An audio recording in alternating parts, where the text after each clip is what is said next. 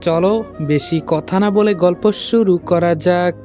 সকালে আমাকে একজন কনস্টেবল এসে বলল, রেডি হন, আপনি বড় ম্যাম আসছে আপনাকে জিজ্ঞাসাবাদ করার জন্য। আমি কনস্টেবলের দিকে তাকিয়ে বললাম, কখন যেতে হবে আমাকে? কনস্টেবল বলল, আসেন আমার পিছু পিছু। আমিও দাঁড়িয়ে কনস্টেবলের পেছনে পেছনে যেতে লাগলাম। যেতে যেতে অবশেষে আমাকে একটা উন্নত মানের রুমের ভেতরে নিয়ে গেল। এখানে শুধু মাঝখানে একটা টেবিল পড়ে আছে আর চারপাশে শুধু কম্পিউটার আর কম্পিউটার। আমাকে টেবিলে বসার জন্য বলা হলো। আমিও ভদ্রভাবে তাই করলাম। টেবিলে বসার পর আমার হাতে হাত করা লাগিয়ে কনস্টেবল বাহিরে চলে গেল। অনেকক্ষণ বসে থাকার পর আমার আম্মুর বয়সী একজন মহিলা ভেতরে প্রবেশ করলো। দেখে মনে হয় ইনি কোনো বড় অফিসার। ভেতরে ঢোকার সাথে সাথে আমি সালাম দিয়ে বললাম, ভালো আছেন ম্যাম? আমার কথা শুনে তিনি কোনো উত্তর দেয় নাই।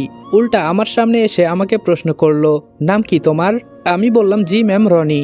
তিনি বললেন, নামটা তো বেশ ভালোই আছে। এখন আমি একটা সংক্ষিপ্ত প্রশ্ন করি, সঠিক উত্তর দিবে।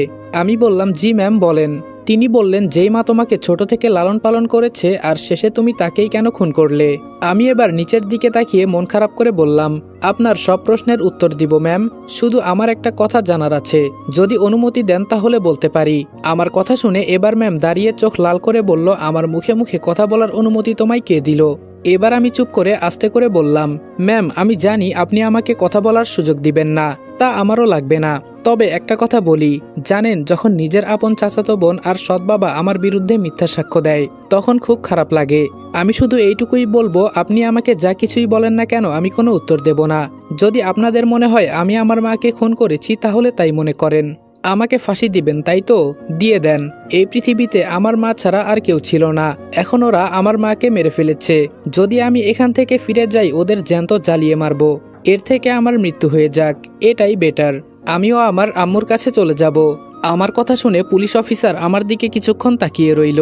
কি জানি একটা চিন্তা করে হাত দিয়ে কি একটা বাহিরে ইশারা করলো, আর সাথে সাথে একজন কনস্টেবল একটা লাশ নিয়ে রুমের ভেতরে ঢুকলো। লাশটা আমার সামনে রেখে কনস্টেবল বাহিরে চলে গেল। তবে আমি মৃত লাশটা দেখে পুরাই বোকা হয়ে গেছি। এত সুন্দর একটা মেয়ে, দেখে মনে হচ্ছে যেন ঘুমিয়ে আছে, কিন্তু এই মেয়েকে এখানে আনলো কেন?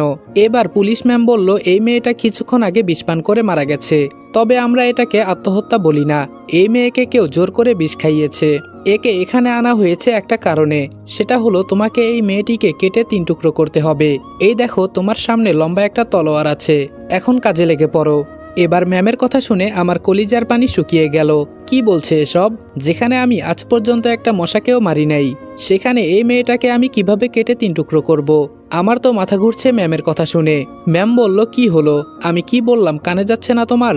এবার আমি ভয় পেয়ে বললাম, ম্যাম আমি এসব করতে পারবো না, এটা আমার দ্বারা কোনোদিনই সম্ভব না। এবার পুলিশ অফিসার আমার সামনে এসে বলল, দেখো তোমাকে খুব সুন্দর একটা অফার দিচ্ছি, যদি এই মেয়েকে কেটে 3 টুকরো করতে পারো তাহলে তোমাকে ফাঁসির আদেশ থেকে রক্ষা করা হবে আর তোমাকে এই জেল থেকে সসম্মানে মুক্ত করা হবে। আর যদি না পারো তাহলে মনে করো খুব শীঘ্রই তোমার ফাঁসি হয়ে যাবে। এখন তোমার হাতে সবকিছু, বাঁচতে চাও নাকি মরতে চাও? ম্যামের কথা শুনে আমার মাথা কাজ করছে না, তবে এখন আমার মনের ভেতরে শুধু এইটুকুই চলছে, আমাকে বেঁচে থেকে আমার আম্মুর হত্যার প্রতিশোধ নিতে হবে। তাই কাপা কাপা হাতে লম্বা ছুরিটা হাতে নিলাম। অন্যদিকে ম্যাম আমার দিকে এক নজরে তাকিয়ে আছে, তিনি দেখছে যে আমি কি করতে চাইছি। ছুরিটা হাতে নিয়ে মেয়েটার সামনে গেলাম, কিন্তু আমার চোখ থেকে টপ টপ করে পানি নিচে পড়ছে। মেয়েটার দিকে তাকিয়ে ছুরিটা নিচে ফেলে দিয়ে কান্না করতে করতে বললাম, আজও পৃথিবীতে কিছু বিশ্বাসঘাতক মানুষ আছে যারা দিন শেষে নিজের মানুষের পিঠে ছুরি ঢুকিয়ে দেয়। আমি ওদের বলেছিলাম আমার আম্মুকে ছেড়ে দাও, আমাকে মেরে ফেলো বিনিময়ে, কিন্তু ওরা আমার কথা শুনলো না। আমাকে বাঁচতে হবে না ম্যাম, আমার মতো কুলাঙ্গার সন্তান এই পৃথিবীতে বাঁচার মতো কোনো অধিকার রাখে না, যে কিনা নিজের মাকে বাঁচাতে পারে নাই।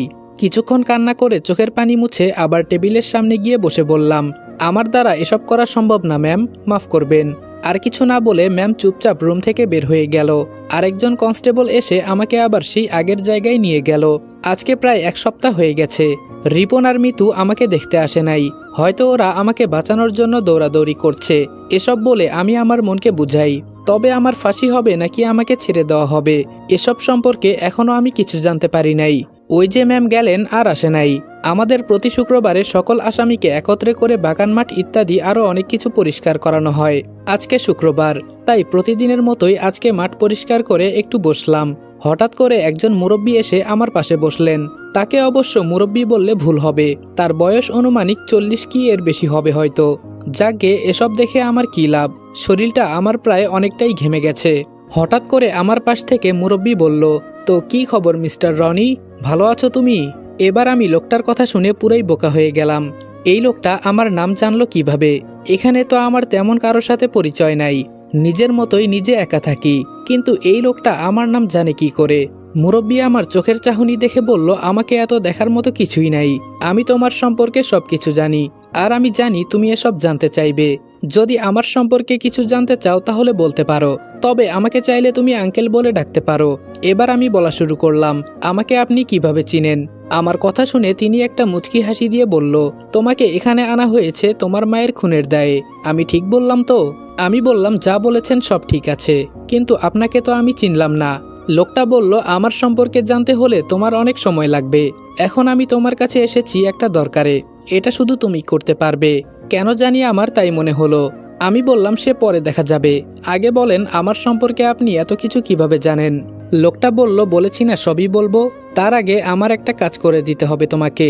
আর একটা কথা বলতে ভুলে গেছি, তুমি হয়তো জানো না তোমার বেস্ট ফ্রেন্ড মিতু আর রিপন তোমার সাথে কি করেছে। তুমি চেয়েছিলে ওরা দুইজন বিবাহ করে সুখে জীবনযাপন করুক, কিন্তু তুমি হয়তো এটা জানো না ওদের বিয়ে আরো 2 মাস আগে হয়ে গেছে, কিন্তু তোমাকে এটা বলে নাই। তুমি হয়তো ওদের সত্যিকারের বন্ধু ভাবো, কিন্তু ওরা তোমাকে বন্ধু ভাবে না। আমি জানি তুমি আমার এসব কথা বিশ্বাস করবে না, তবে এই মুহূর্তে আমি জেলের ভেতরে আছি, তাই আমি কিছু করতে পারবো না। যদি তুমি বিশ্বাস করো তো করলে, না হলে আমি আর কি বলবো। মুরব্বি আঙ্কেলের কথা শুনে কিছুক্ষণ চুপচাপ থেকে আবার প্রশ্ন করলাম, আপনি যদি সত্যি হন তাহলে এসব কি? আমাকে থামিয়ে মুরব্বি আবার বলা শুরু করলো, তোমার সম্পর্কে আমি সবকিছু জানি, আর এটাও জানি তোমার আম্মুকে তোমার সৎ বাবা আর তোমার চাচাতো বোন মিলে মেরেছে। যদি আমার কথা মানো তো আমি তোমাকে বাঁচাতে পারি, তবে শর্ত একটাই, আমার কথা মতো কাজ করতে হবে, বাকিটা আমার উপর ছেড়ে দাও। এবার আমি পুরোটাই চিন্তামগ্ন হয়ে গেলাম। একজন মানুষ যে কিনা জেলের ভেতরে থেকে আমার সম্পর্কে সবকিছু জানে, এটা কিভাবে হতে পারে? এই মুহূর্তে আমার বেঁচে থাকা অনেক বেশি দরকার। ছাড়বো না আমি ওদের, যারা আমার মাকে মেরেছে। কিন্তু আমার মাথায় একটা জিনিস শুধু বারবার ঘুরছে, এই লোকটা আমার সম্পর্কে এত কিছু কিভাবে জানে? লোকটা বলল, দেখো আমার কথা শুনলে ভালো একটা জীবন পাবে, যদি আমার কাজটা করে দিতে পারো বিনিময়ে তুমি যা চাইবে আমি তাই করে দিব। যদি বলো তুমি এই দেশে রাজত্ব করতে চাও তাহলে আমি তোমাকে সেটাই করে দিব। তোমার উপর আমার এটা বিশ্বাস হয়েছে, কারণ তুমি গ্রাম অঞ্চলের একটা ছেলে, তোমার মুখে মায়া মায়া একটা ভাব আছে, তাই ওদের তোমার পছন্দ হয়েও যেতে পারে। এখন বলো তুমি রাজি কিনা, আর আমি সব বলবো। তোমার সম্পর্কে আমি এত কিছু কিভাবে জানি, তার আগে তুমি শুধু আমার কথায় রাজি হয়ে যাও। ভয় পেও না, সহজ একটা কাজ। ফাঁসিতে ঝুলতে চাও নাকি নতুন জীবন ফিরে পেতে চাও? এবার আমি সমস্ত চিন্তা ভাবনা বাদ দিয়ে বললাম, জি আমি বাঁচতে চাই। বলেন আমাকে কি করতে হবে? যদি আপনার কথা মানি তাহলে আমি এখান থেকে যেতে পারবো তো, নাকি এখান থেকে গেলেও আমাকে পালিয়ে বেড়াতে হবে? লোকটা বলল, পালিয়ে বেড়াতে হবে না, পুলিশ তোমাকে দেখেও ধরবে না, এটা নিশ্চিত থাকো। এখন কথাটা হলো, আমি এবার খুব আগ্রহ নিয়ে বললাম, জি বলেন। মুরব্বি আবার বলা শুরু করলো, বিশ্বসুন্দরীর নাম শুনেছ নিশ্চিত, যে তোমাদের এখানে বেড়াতে এসেছে। আসল কথাটা হলো তোমাকে তার বাড়িতে চাকরের কাজ করতে হবে, আর সেখানে থেকেই আমার কাজ শুরু। এবার আমি পুরাই বোকা হয়ে গেলাম, কি বলছে এসব? আমাকে নাকি আবার চাকরের কাজ করতে হবে? আমি কিছু বলছি না দেখে মুরব্বি আবার বলল, বেশি দিন না, 1 মাসের আগে সবকিছু হয়ে যাবে। আর বাংলাদেশের অনেক নামকরা ব্যক্তি তার বাসায় কাজ করার জন্য প্রতিদিন অনুরোধ করে, কারণ তারা এক নজর বিশ্বসুন্দরীকে দেখতে চায়। তাদের বাসায় যারা কাজ করে, তাদের চাকর বলো আর যাই বলো, তারা বাসা থেকে বের হলে 2 জন পুলিশ একজন চাকরের পাশে থেকে পাহারা দেয়। তাহলে বুঝো তারা কেমন সম্মান পায়। আর তুমি যদি চাও অনেক কিছু করতে পারবে, সে পরে দেখা যাবে। বর্তমানে তোমার কাজ হলো চাকর হয়ে ওদের বাসায় যেতে হবে। যেখানে বড় বড় নামকরা ব্যক্তিরা যেতে পারে না সেখানে তুমি কিভাবে যাবে, তাই তো ভাবছো? এত চিন্তা করো না, আমি বলেছি তো সবকিছু আমি নিজে বুঝে নিব। এখন বলো তোমার মতামত কি? মুরব্বির কথা শুনে আমি কি বলবো বুঝতে পারছি না। জানা নেই একজন অপরিচিত লোকের কথা শুনবো কিনা। যদি আমি বাঁচতে পারি তার কথা শোনা আমার অবশ্যই ঠিক হবে, তবে তার সম্পর্কে সবকিছু পরে ধীরে ধীরে জেনে নিব। কে এই ব্যক্তি? লোকটা বলল, কি হলো, আমি কি চলে যাব নাকি? এবার আমি বললাম, আপনি সবকিছু রেডি করেন, আমি যেতে রাজি আছি। মুরব্বি এবার আমাকে জড়িয়ে ধরে বলল, গুড, আমি জানি তুমি পারবে। বহুদিনের অপেক্ষায় আছি শুধু এই দিনটা দেখব বলে। এবার আমি প্রশ্ন করলাম, আপনি এখানে কেন? মুরব্বি এবার হাসি দিয়ে বলল, তুমি তো কাউকে খুন করেছ, মানে মিথ্যা অভিযোগে এখানে এসেছ। আর আমি এখানে এসেছি একটাই কারণে, আমার হাতে পিস্তল ছিল সেই দিন। আমি বললাম, বুঝলাম না কিছু আঙ্কেল। লোকটা বলল, এসব এখন তোমার মাথায় ঢুকবে না, আগে এখান থেকে বের হও, পরে সবকিছু ধীরে ধীরে জানতে পারবে। আর শেষবারের মতো কাউকে কিছু বলতে চাইলে বলতে পারো, কারণ আগামীকাল তুমি এখানে থাকবে না। হঠাৎ করে একজন কনস্টেবল এসে বলল, আজকের মতো সবকিছু এখানে শেষ, এখন যেই জায়গায় ছিলে সেই জায়গায় চলে যাও। আঙ্কেল আর আমাকে কিছু বলল না, শুধু যাওয়ার আগে বলে গেল, রাতে তোমার সাথে আবার দেখা হবে হয়তো। আমি আনমনে হেঁটে চলে গেলাম, আর মনে মনে চিন্তা করছি, আমাকে কি সত্যি উনি এখান থেকে বের করতে পারবে নাকি না। হয়তো পারবে, দেখি কি করে। এখন রাত বাজে প্রায় 10টার মতো। একজন কনস্টেবল এসে আমি যেখানে থাকি সেখানের তালা খুলে চলে গেল। আমি বিষয়টা কিছু বুঝলাম না। কনস্টেবল যাওয়ার পরপরই আবার সেই মুরব্বী আঙ্কেল ভেতরে ঢুকলো। তার এক হাতে একটা কিসের যেন বোতল আর এক প্যাক সিগারেট, এগুলো নিয়ে আমার সামনে বসে বলল, এখানে বসো, দাঁড়িয়ে আছো কেন? আমিও চুপচাপ বসে বললাম, আচ্ছা আঙ্কেল, যেখানে মানুষ জেল থেকে একটা কথাও বলতে পারে না সেখানে আপনি। আঙ্কেল হাসি দিয়ে বলল, এগুলো করতে গিয়ে আমার অনেক টাকা পুলিশের পকেটে দিতে হয়েছে, এই মিনিমাম ধরো 50 লাখ প্লাস। এখন এমন কিছুই নাই যে আমি বলবো তারা আমাকে তা এনে দিবে না। আর তোমাকে ছাড়ানোর জন্য আমাকে কত দিতে হয়েছে জানো? থাক, এটা শুনলে তুমি মন খারাপ করবে। এখন বলো, বাজে অভ্যাস আছে কিনা? আমি বললাম, না আঙ্কেল, আমার এসব অভ্যাস নেই, আমি এসব খাই না। আঙ্কেল আমার হাতে একটা সিগারেট দিয়ে বলল, অন্য কিছু খেতে হবে না, এটা খাও, দেখবে মনের ভেতরে যত দুঃখ কষ্ট ছিল সব দূর হয়ে যাবে। সবাই এই জিনিসটাকে খারাপ বলে, কিন্তু কেউ আর এটা জানে না এই জিনিসটাই মনের সমস্ত দুঃখ কষ্ট দূর করে দেয়। যাই হোক, এটা জাস্ট একটা গল্প, তাই এই কথাটাকে কেউ সিরিয়াসলি নেবেন না। আঙ্কেলের কথা শুনে সিগারেটটা হাতে নিয়ে একটা টান দিলাম। প্রথম একটু কাশি উঠলো, পরে সবকিছু ঠিকঠাক হয়ে গেল। এর মাঝেই আঙ্কেল বলে উঠল, আগামীকাল একটা ট্রাক গাড়ি ভেতরে আসবে, আর না হলে হয়তো আজকে রাতে আসবে, কিছু চেয়ার আরো অনেক কিছু নিতে। এই থানার নষ্ট যা কিছু আছে সব নিয়ে যাওয়া হবে। আমার পুলিশের সাথে কথা হয়েছে, তোমাকে সুযোগ দিবে পালানোর জন্য। মানে তুমি যখনই সুযোগ পাবে তখনই ট্রাকের ভেতরে চলে যাবে, এক কোনায় গিয়ে লুকিয়ে থাকবে, আর রাস্তা থেকে আমার লোক এসে তোমাকে নিয়ে যাবে, বাদবাকিটা ওরাই তোমাকে বুঝিয়ে দিবে। এখন আমি কি বললাম বুঝলে তো? আমি বললাম, সবকিছুই তো বুঝলাম আঙ্কেল, কিন্তু আমি এখান থেকে পালিয়ে গেলে আমাকে তো আবার ওরা খুঁজবে না, কারণ আমি তো ফাঁসির আসামি। আঙ্কেল বললেন, তো কি হয়েছে? আর আমি বলছি না তোমাকে এত চিন্তা করতে হবে না, আমি সবকিছু ব্যবস্থা করে দিব। আমি বললাম, আচ্ছা, এসব চিন্তা ভাবনা বাদ দিয়ে দিলাম, আপনার যেহেতু এত ক্ষমতা তাহলে আপনি কেন? আমাকে থামিয়ে আঙ্কেল বলল, যে পর্যন্ত বললে সেই পর্যন্তই থাক, আর কিছুই বলো না। আমার সম্পর্কে জানতে হলে তোমাকে আগে এখান থেকে বের হতে হবে। আর এই নাও ফোন, এখানে শুধু আমার আর অন্য একজনের নাম্বার আছে, যখন দরকার মনে করবে ফোন করবে, ঠিক আছে?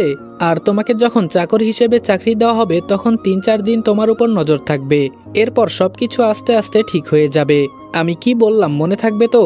আর সকাল 6টায় রেডি থেকো, বাহিরে যে কোনো সময় একটা ট্রাক আসছে, এটা এখান থেকে সকালে চলে যাবে, আমাকে যেন আর কিছু বলতে না হয়, বলতে পারো এটাই আমাদের শেষ দেখা, এখন আসি, থাকো তুমি।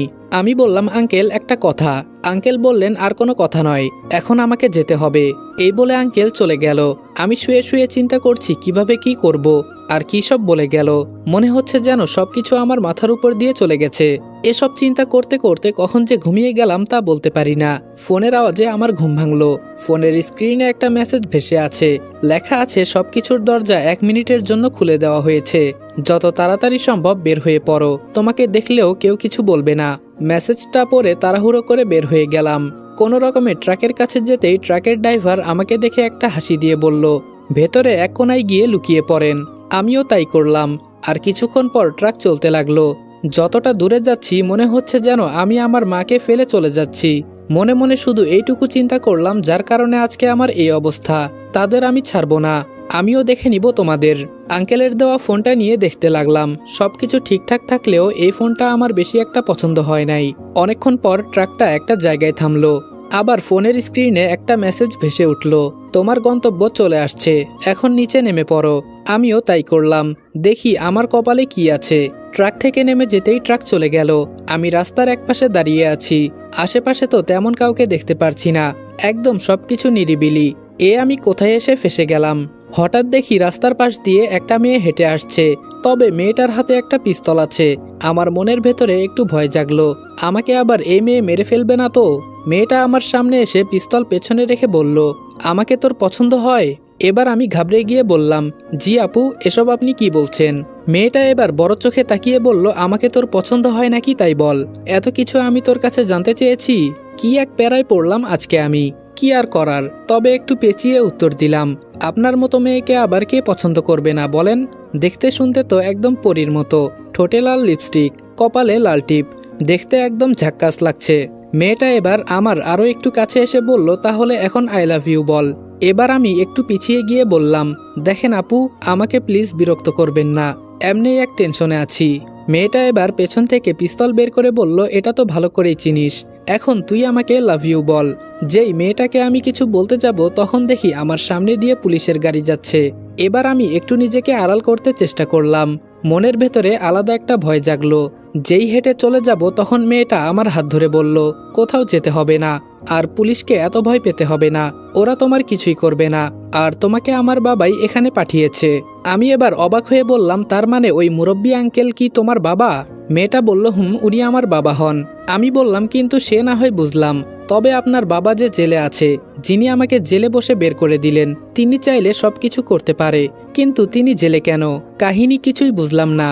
মেয়েটা এবার মন খারাপ করে বলল, সে অনেক কথা, পরে একদিন বলবনি। মেয়েটা এবার আমার কাঁধের উপর হাত রেখে বলল, তা তোর নাম কি?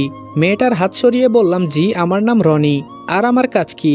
মেয়েটা বলল, তোর কাজ কি সেটা তো বুঝিয়েই দিব। আর শোন, আমার নাম মুক্তা, তুই যা ইচ্ছা বলে ডাকতে পারিস। এখন আমার সাথে আয়। মুক্তার সাথে যেতে যেতে প্রশ্ন করলাম, আপনাকে দেখলে কেমন যেন ছেলে ছেলে লাগে, সবকিছু একদম ছেলেদের মতোই। মুক্তা এবার আমার হাত ধরে বলল, ঠিক আছে, তুই যেহেতু বললি আমার সবকিছু ছেলের মতোই, তাহলে চল আমরা দুইজন মিলে একদিন এক বিছানায় থাকি। ছেলে ছেলে তো একসাথে এক বিছানায় থাকাই যায়, কি বলিস তুই? আমি এবার মুখে হাত দিয়ে বললাম, আপনার মুখে দেখি কিছুই আটকায় না, আমি অজানা একটা ছেলে, আর আমার সাথে এসব বলছেন? যদি আমি আপনার এসব কথা শুনে? মেয়েটা বলল, গরম হয়ে যাবি নাকি? সমস্যা নেই, আমার কাছে ঠান্ডা করার ঔষধ আছে। আমি আর কিছুই বললাম না। এই মেয়ের মাথায় ছিট আছে নাকি ওসব করে বেড়ায় কে জানে। হঠাৎ করে মুক্তা বলা শুরু করলো, আজকে বিকালে তোরে যদি পছন্দ হয় নিয়ে যাওয়া হবে। আর বাবা যেহেতু এত কষ্ট করে তোকে বের করলো, আমি মনে করি তুই তার আশা বিফলে যেতে দিবি না। আমি বললাম, সে পরে দেখা যাবে, কিন্তু আমার কাজটা কি? মুক্তা বলল, আগে সেই বাড়ির ভেতরে যা, পরে বলবো তোর কি করতে হবে। যেতে যেতে আমাকে একটা রুমের ভেতরে নিয়ে গেল। দরজা বন্ধ করে আমাকে পুরাতন কিছু কাপড় দিয়ে বলল, রেডি হয়ে নে, আর যা কিছু করতে হবে তোর এখন একাই করতে হবে। যদি বুদ্ধি খাটিয়ে উনাকে রাজি করাতে পারিস তাহলে মনে করব তুই সবকিছু পারবি। আমি আমার মতো রেডি হয়ে নিলাম। পুরাতন কাপড় দিল যাতে আমাকে দেখে গরিব গরিব মনে হয়।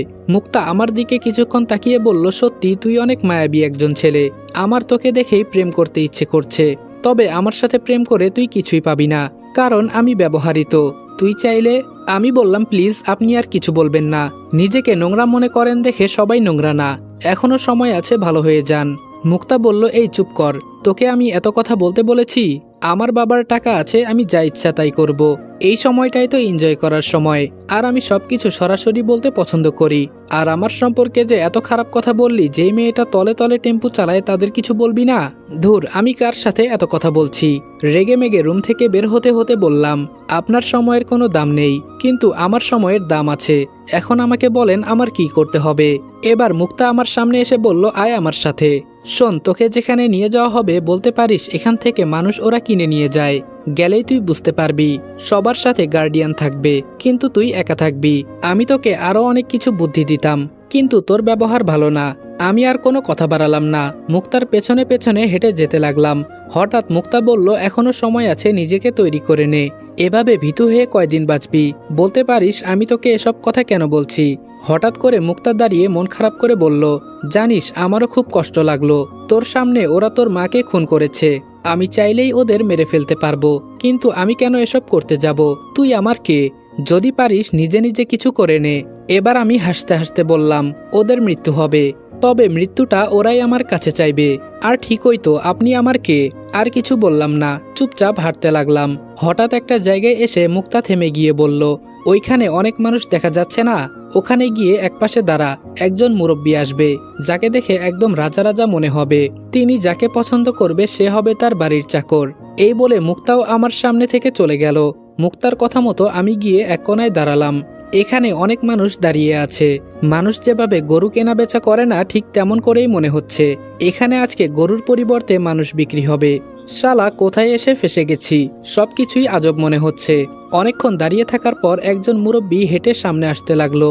তার পরনের পোশাক দেখে মনে হচ্ছে তিনি আজকে এখানে একজনকে কিনে নিয়ে যাবে। তবে আমি পুরোই বোকা হয়ে গেছি।